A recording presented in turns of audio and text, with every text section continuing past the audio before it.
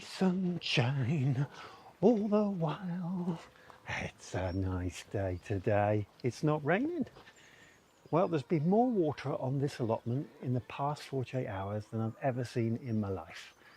But it's drying up pretty quick. So if it at least stay dry, I can get some stuff done.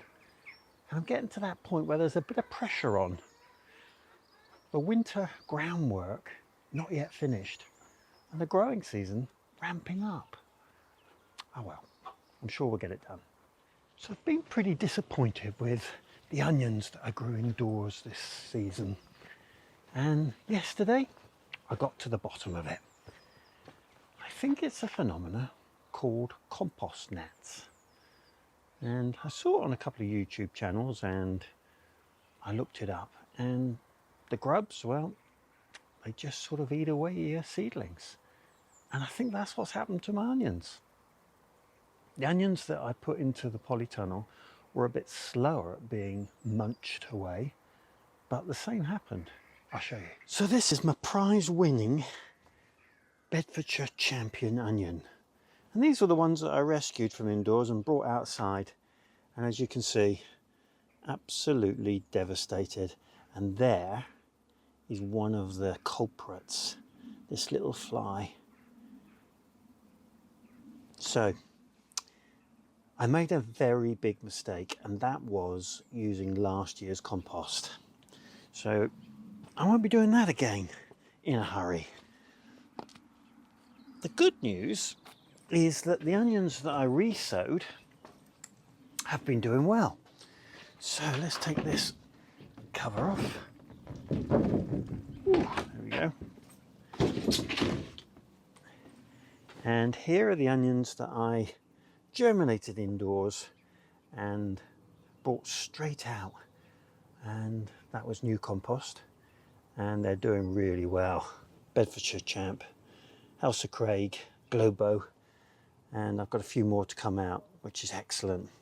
And just the other day I sowed 6 trays of various plants, and the first to germinate were the Milan white early turnip, great germination, and followed very quickly by cabbage greyhound, and they've come on well.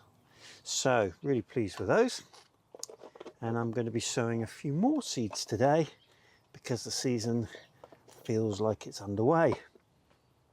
And I've just noticed my first broad bean has germinated, so that's good news. And here's another tray of the ones that had the compost problem, and you can see they're heading exactly the same way, and that's the brune.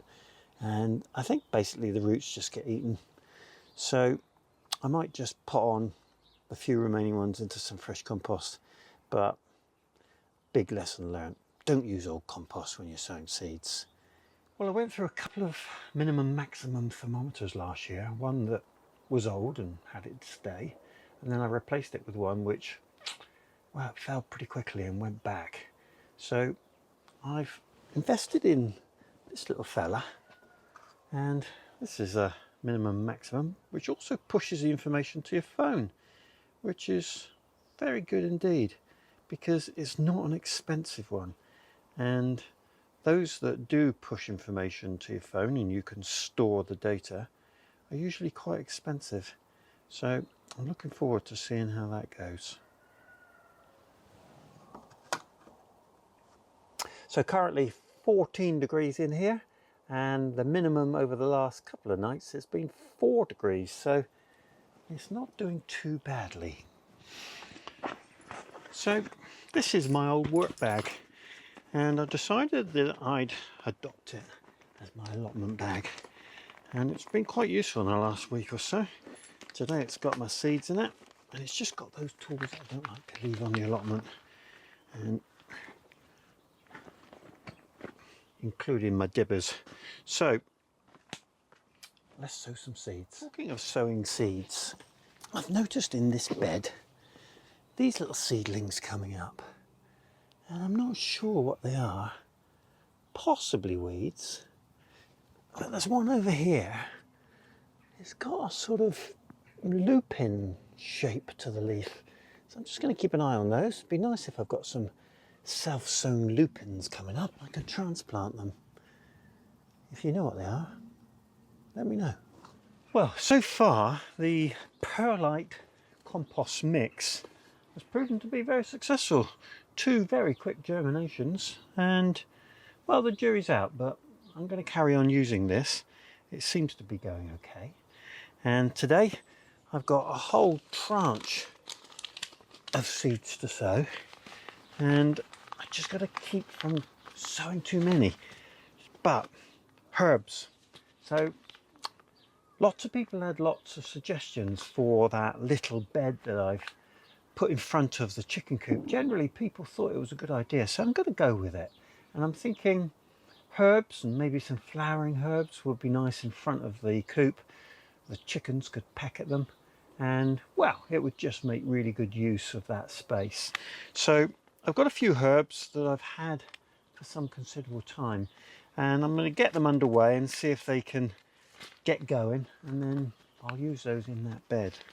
So for a bit of height, I'm going to use some dill. So I'm going to sow a few dill. Now this is quite a big plant, so it's going to go at the back, and I'm not going to need too many. This one's an interesting one. It's lime basil, Mrs. Burns. So I've never grown it before. I'm going to give it a go and taste it, see what it's like. And of course chives. So I'm going to do just a few modules of chives, and if they're successful, drop them in various places. We always use chives. They're fantastic for cooking. So that's the herbs that I'm going to get going for now. And I'm going to sow some beetroot, and they're going to go into my probably shorter rooting trays. And I'm going to sow boltardi, which is my classic, probably everyone's classic, very successful beetroot. Solo F1, which we did last year, which was delicious. And beetroot, I'm going to slaughter this, Barbabietola di Chioggia. There we are. And I watched Lizorab this week, and she was planting cabbages probably a week or 2 ago now, and she was singing the virtues of Wilderkraut. And this is a really good looking cabbage, tall and thin, quite small footprint really by the looks of it, and similar to the greyhound cabbage, which I've had great success with. So I pressed the button and bought some, so we're going to give that a go. I'm going to put my leeks in. I'm going to do a few of the white salad onions. One packet I've got left of sweet peas, and of course I saved seed last year for sweet peas, so they're going in. And then I'm going to start off my lettuce, and as I'd said before, I'm going to focus on some smaller lettuce in here in the polytunnel. So we're going to have Veylan Winter Gem, Little Gem Cos, and I think there's one other in here which is new to me, Paris Island Cos. So they're the Cos varieties, and I may well sow another couple of lettuce as we go along over the coming weeks. So plenty to do, and when I get to the leeks, I'll just go over what I do for those people that haven't seen it already. Well, I've just given this a bit of a water because it got quite dry, and I used rainwater. And thanks to everybody for their feedback on what water you use when you are watering your seedlings. And what was clear was that it was a real mix.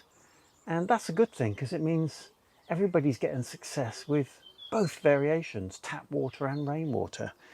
There were some very interesting observations. People who use tap water, a large number tend to let that water stand so that any chemicals evaporate. That seems to make perfect sense to me. And pretty much the same when it comes to rainwater, only the other way around. If it's stood for a long time, people tend to think that that's not a good idea, and it's better to use fresh rainwater if there's such a thing. But of course, we don't all have choices, and therefore we use what we've got. And as I say, the positive thing is everyone seems to get success with both types. So great feedback. Thanks. Well, I've got my labels, I've got my trusty dibber, and spring is coming. Let's get sowing.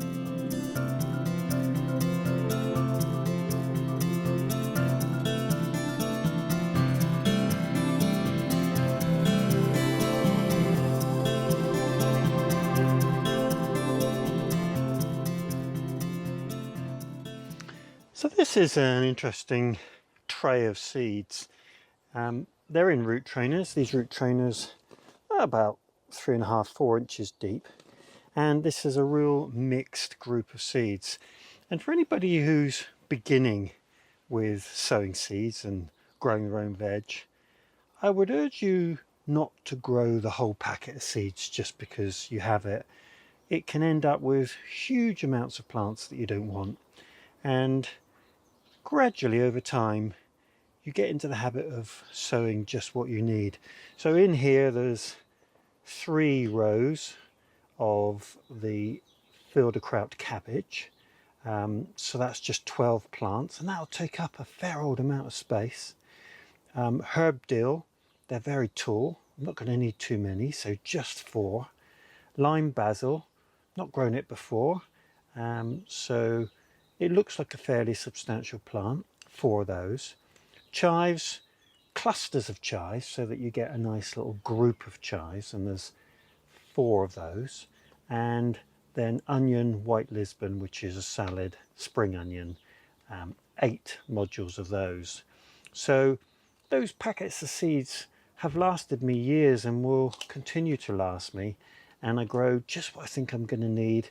And there's always a chance, if you think you're going to need more, to grow a few more a few weeks down the road.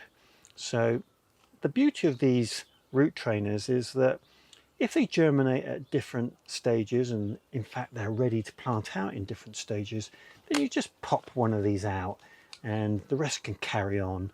And if you've got some spares of these, you can just pop them in and carry on growing something else. So it's a really efficient way of growing a variety of seeds.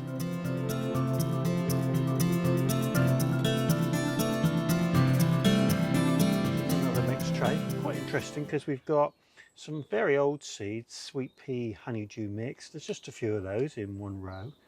Celeriac giant Prague. So this is the start of the celeriac growing season for me. These are a bit early, but I'm going to have to grow less than last year. So I've just put in 8 modules there. We've got a lot of celeriac left from the season and it'll keep me going for a while, but I just feel like I grew a bit too much.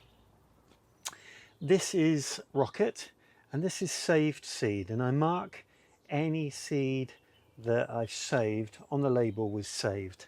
Any of you that save seed and grow it will know that it gives you an absolute thrill to grow something that you saved. So I'm always interested to see how successful it is, and it's important therefore to mark it. And there's 8 little modules there. And then these are all saved sweet peas. Now sweet peas are quite expensive to buy as seeds. And it's very interesting, when I opened these, they've been kept in the shed all the season, and many of them have got just the tiniest of little roots in where they've chitted, which is absolutely perfect. So it's great timing for growing these, and there's just hundreds in these little bags that I made. So save your sweet peas, gives you a real thrill, certainly if they succeed. So I've been sorting through my Leek seeds, and when I did my seed review earlier in the year, I still had to get a pack of Musselburgh, which is my mainstay Leek, and that's what I've done. So that's going to go in my polystyrene container. But these two, when I was going through my seeds, I found these giant winter leeks which I'd grown previously. So I thought I'd give those a go, and we'll pop those into one of these small but deep containers. And then I've got the Bleu de Soleils which I grew last year, which was also very good. So I'm going to have a couple of small pots and this big one. I learned this year that I ran out of leeks for eating a bit earlier than I would like to have done, so I'm happy just to grow a few extras, and I'll get those in. I'm not using the perlite with these because they've always grown very vigorously. So just going to put normal compost, but the key here is that I think leeks benefit from deep rooting, and of course we wait until they get to quite height before we plant them and then just turn them all out in one go. So fill those up and get those seeds sown.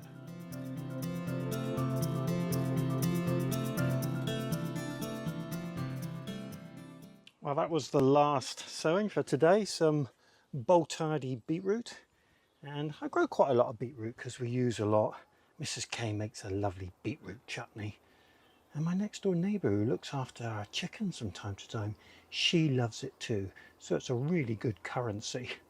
Right, so we're looking like we're in spring now. We've got quite a lot sown. There's a lot more to sow, but it's really exciting times. Now, I've heard a lot about different qualities of compost lately, and this compost that I've been using is pretty good, so I don't mind sharing with you what it is. Now, a lot of people say they find bits of plastic and big bits of wood, but this is Jones's multi-purpose compost, and a blend of high quality growing medium that meets all your gardening needs. So this is seeds, tubs, hanging baskets and window boxes, and it comes in about £6 a bag, so it's not cheap, but it's good quality.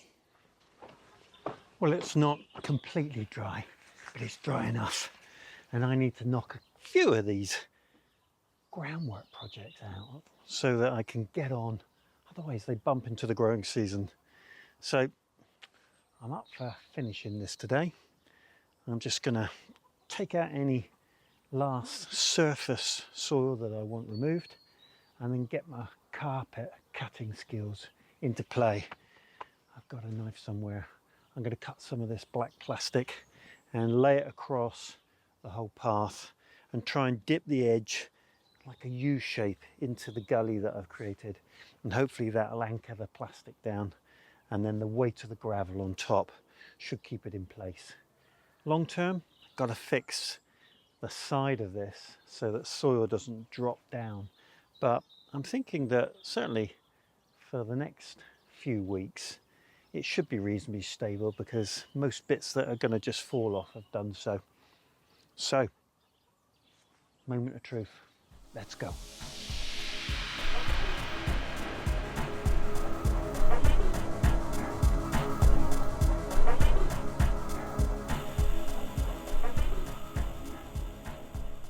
Well, the last bit of the jigsaw puzzle is just to retain the gravel at this end. So I've put one of those broken tiles down, and then a little half tile that I had on the back, and that'll do as a stepping stone up onto the level. And then along this edge I've got to retain the patio. So I've got this little bit of upcycling that I found a long time ago, last year, which is 2 posts well and truly stuck together, and then a third on top. So I'm going to remove that third with my trusty hammer, and then that one I think will go in there and just retain the patio and retain the gravel. That's the plan anyway.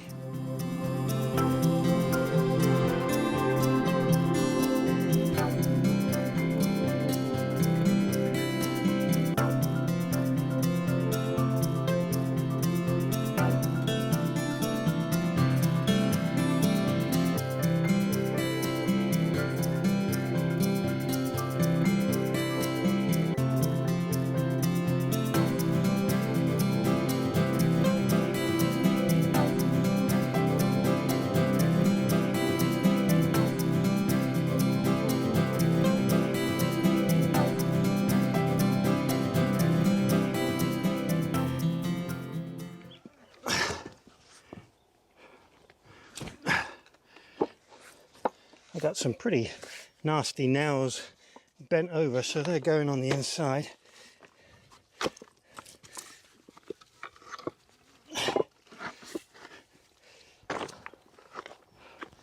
Perfect.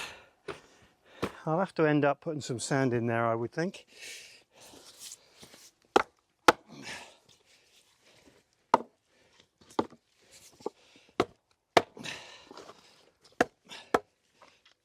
There we go. Okay, I'll get that membrane back down.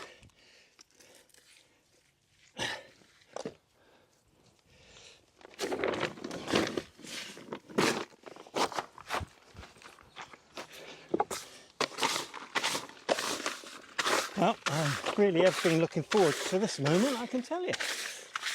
It makes sense to get rid of any soil or debris that's on this polythene, because once I put down the gravel, that's going to be a really difficult job. I probably will have to contend with it from time to time when stuff falls off this side, but hopefully I'll come up with a plan for that later on in the year.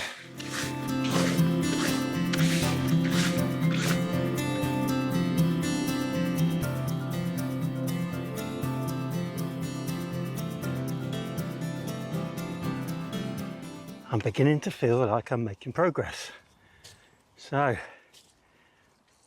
I could put a little bit more in there, but I need to use gravel over by the chicken coop, and I just want to make sure I've got enough, and then if there's spare I'll come back and just put a fraction more on top.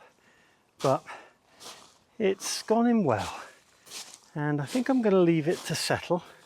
The more I walk up and down it, the more I think it will indent into the clay below. So I'll leave that edge just in case there's any movement, use it a little bit, and then we'll take the edge out just to neaten it up. And this step arrangement's worked out pretty well. I think I'll get my reciprocating saw and cut that off, because I just don't feel like I've got the energy to do it by hand. And likewise here, I'll cut that edge, and then I think I'll use some gravel in there. It's a good stabilizing material to make sure we don't get movement on the patio. So, good job. Look at that beautiful sky, but it's deceiving. It's getting cooler, but I can do this. It's raining tomorrow, and I think I'm going to crack this today. So this was the area that absolutely got full of water, and you can see how muddy it is. I need to skim that mud off the top, and then I think I need a trench in here that soaks away, and probably under that bed that I'm going to put in, and that'll be a good thing if the water's going that way. So I'm going to get this paver up, get myself a trench in there, fill it with that gravel, polythene down, and then gravel on top. Let's see if I can get it done.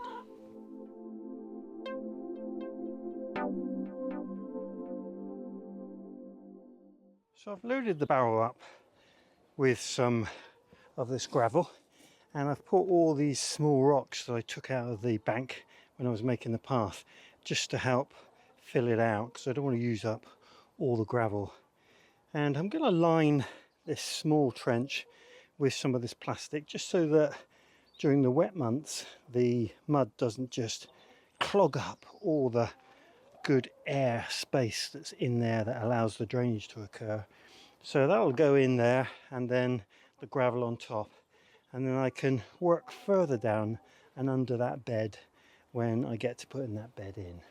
So next step, line this, fill it, paving stone back down, and then start to assess what I need to do along the surface.